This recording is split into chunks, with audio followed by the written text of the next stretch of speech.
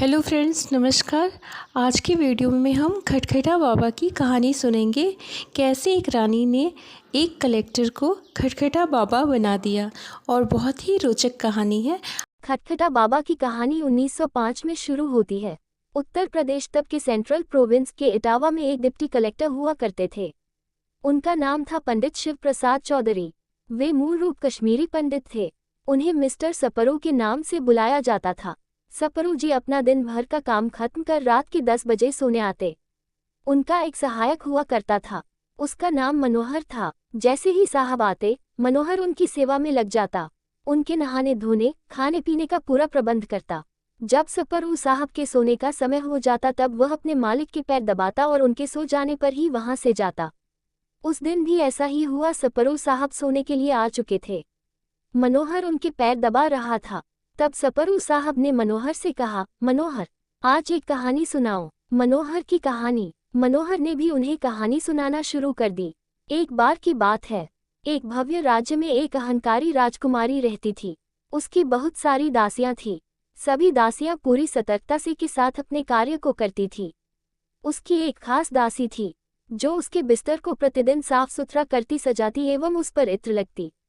साथ ही प्रतिदिन वह राजकुमारी के कमरे को सजाती। एक दिन की बात है, नगर में उत्सव का आयोजन होना था।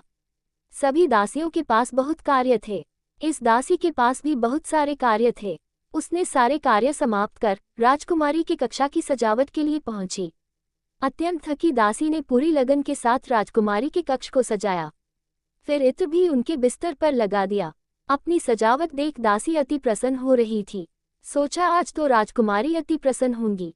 दासी को मिला दंड। फिर उसके मन में ख्याल आया कि क्यों न मैं भी एक बार इस बिस्तर पर सर रख कर देखूं कि इस पर सोकर कैसा लगता है। दासी अति थकी हुई थी। साथ ही कमरे में आ रही ठंडी हवा ने मानो लोरी का काम किया हो। दासी को पता भी नहीं चला कि उसे कब नींद आ गई। उसके सोते ही राजकुमारी वहां आ गई।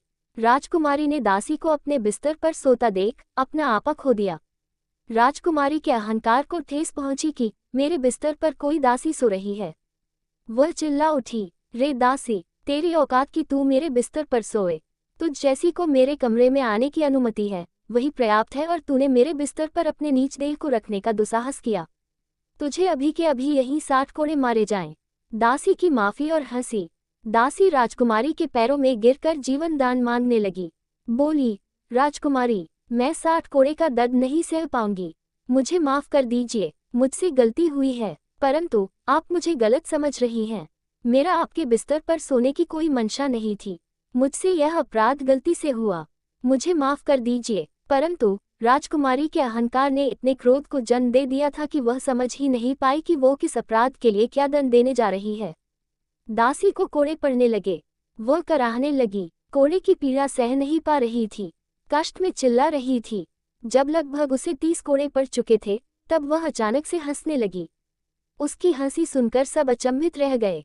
दासी का ज्ञान। राजकुमारी ने उसके हंसने का कारण पूछा।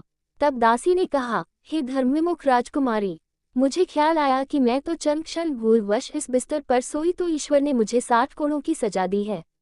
तुम तो इस पर जाने कितने दिनों से सो रही हो। मैंने तो गलती की कि राजकुमारी के बिस्तर पर मुझे झपकी आ गई। इसके लिए मुझे अपराध अनुकूल दंड भी मिलना चाहिए, परंतु ये दंड तो नीति विरुद्ध और अहंकार अनुकूल है। तुमने अन्याय किया है। तुम्हारे इस अपराध का दंड जाने कैसा होगा। मनोहर कहानी पूरी भी नहीं कर पाया था कि सपरू साहब विचलित हो अपने शयन कक्ष से बाहर निकल आए। मनोहर भी पीछे पीछे भागा। मनोहर अपने मालिक से पूछता रहा, साहब, मैंने कुछ गलत कह दिया क्या? मुझे क्षमा कर दीजिए। साहब घर से बाहर निकल एक वृक्ष के नीचे जा बैठे। कौन थे? खटखटा बाबा। फिर साहब ने मनोहर से कहा, नहीं, तुमने कुछ भी गलत नहीं कहा, अपितु मेरी आंखें खोल दी। मैं ये क्या कर रहा था अपने जीवन में अब तक? मैं भी तो उन्हीं का चाकर हूँ जो मानवता विरुद्ध नीति लगाकर भारत में काम कर रहे हैं। अपने ही लोगों को मेरे द्वारा दंड मिलता है जो अपराध के सामने कई गुना बड़ा होता है। अन्याय तो मुझसे भी हो रहे हैं। मनोहर कुछ समझ नहीं पाया, परंतु सपरू साहब सब समझ चुके थे। उन्होंने अपनी नौकरी छोड़ दी। जीवन से संन्यास ले लिया। अगले दिन सुबह उठकर एक सोंटा, एक लोटा, एक लंगोट, एक जोड़े खड़ाऊ एवं एक गमछा लेकर घर से निकल पड़े। वे यमुना नदी में घंटों नहाते। भिक्षा में जो अन्न मिलता वह यमुना किनारे बसे पशु पक्षियों के साथ बांट कर खाते। फिर वन में भीतर जाकर पूरे दिन ध्यानस्थ रहते। फिर शाम से देर रात तक ग्रंथों का अध्ययन करते। संत खटखटा बाबा, जब वे चलते तो उनके खड़ाओं से खटखट की आवाज आती है, इसलिए आसपास के लोगों ने उनका नाम खटखटा बाबा रख दिया। वे आज भी वह खटखटा बाबा के नाम से ही जाने जाते हैं। सरस्वती पीठ बाबा का आश्रय बन गया। बाबा को मौसम से कोई प्रभाव नहीं पड़ता।